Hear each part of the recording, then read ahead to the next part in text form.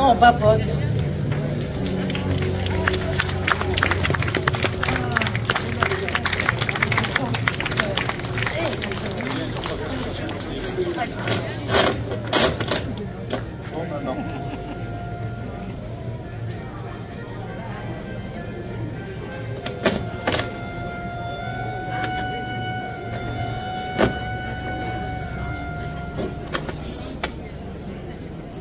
Pardon, monsieur? Qu'est-ce qui se passe ici? Qu'est-ce que c'est que tous ces drapeaux rouges? C'est la Révolution ou quoi? On commémore quoi? La Commune de 1871? Ces barbares qui ont incendié Paris? Ah si, des bandits, des criminels, je le sais. J'ai un arrière-arrière-grand-oncle qui en était. La honte pour notre famille. Rien que d'en parler. Mais je vous laisse à vos danses folkloriques. Je rentre chez moi. Que tu traites mal ma mémoire, Marianne. On se connaît? Comment connaissez-vous mon prénom? Et pourquoi vous me tutoyez? Moi qui croyais te faire honneur, moi qui suis mort pour ta liberté, tu me fais de la peine. Qui êtes-vous? C'est moi. Tu as des photos de moi, moisies au fond de ta cave, probablement. C'est moi, Auguste, ton arrière-arrière-grand-oncle. Auguste? Que faites-vous là? Depuis 152 ans, chaque 18 mars, je suis sur cette place de l'hôtel de ville. Je vous imaginais plus vieux. Je suis mort en ma pleine force. On ne m'a jamais dit comment. Reste un peu. Je vais te raconter mon histoire, notre histoire, ton histoire. Les conditions de vie sont dures, vraiment très dures. La misère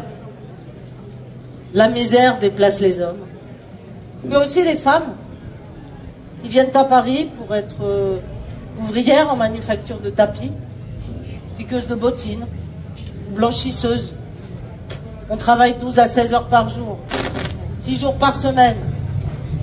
Dans les ateliers, pas d'air, pas de lumière, c'est malsain. Une femme gagne 2 francs par jour, la moitié du salaire d'un homme. D'autres femmes, hélas, n'ont que la rue.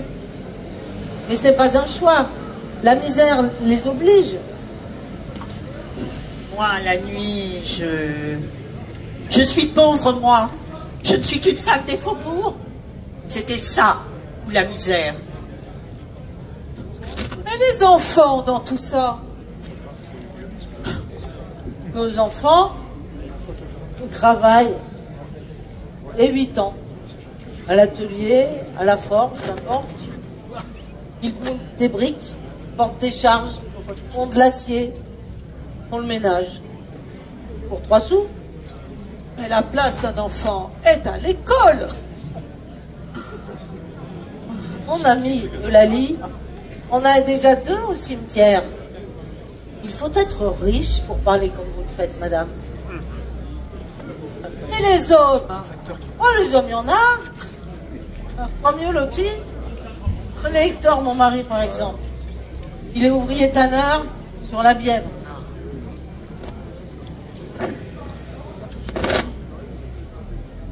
La Bièvre, c'est la rivière qui fait égout à ciel ouvert au pied de la butte aux Cailles.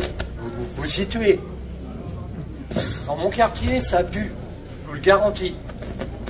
Les 10 premiers jours, on vomit. Après, on s'y fait. Octave, il est démolisseur. Les vieilles maisons du centre, il en fait des ruines. Pour percer les nouveaux boulevards au baron Haussmann. Rien que la nourriture, ça coûte les 3/4 de ce qu'on gagne. Achille, lui, il est maçon. Les immeubles haussmanniens, il est construit. Et c'est grand luxe. Et tous les jours, devant chez lui, un taudis. Il y a monsieur Vautour, huissier de justice, qui l'attend. C'est David Dean qu'on a. Article 1. Les hommes naissent libres et égaux en droit. Oui. C'est de l'enfer des pauvres qui fait le paradis des riches.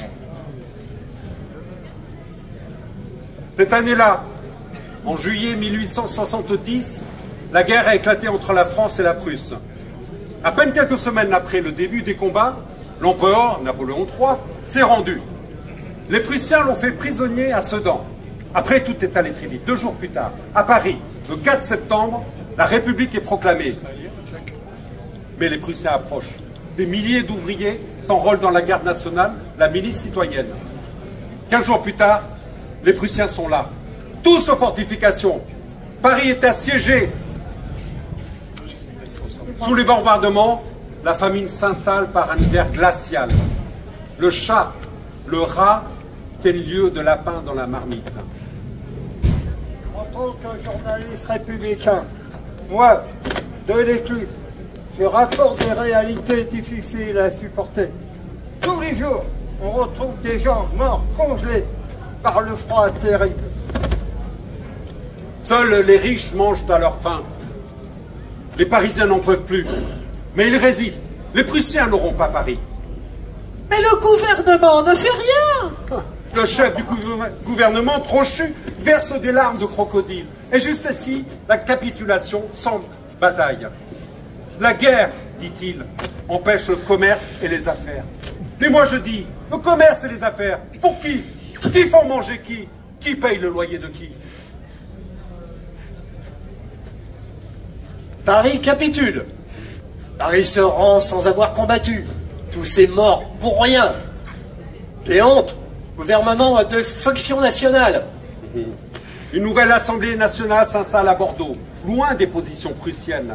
Un grand espoir républicain se lève. Catastrophe. Les nouveaux députés français ne sont pas républicains. Pas le moins du monde. Pas le moins du monde. Nous sommes plutôt monarchistes dans l'ensemble, voyez-vous.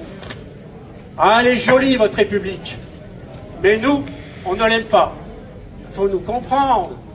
Nous n'avons qu'un ennemi, le prolétaire du Paris des faubourgs. Celui qui se prend pour le nombril de la France, qui voudrait tout commander et abolir la propriété privée. Classe laborieuse, classe dangereuse.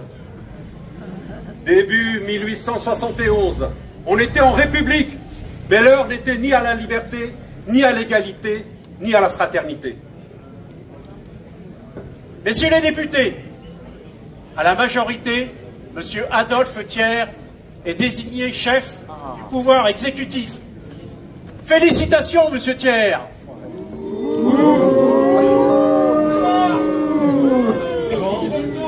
À présent que vous me remettez ces affaires, je vais en votre nom conclure une paix définitive avec Bismarck et forcer Paris à rendre ses armes. Croyez-en ma longue expérience de ministre de l'Intérieur. Je materai la classe ouvrière.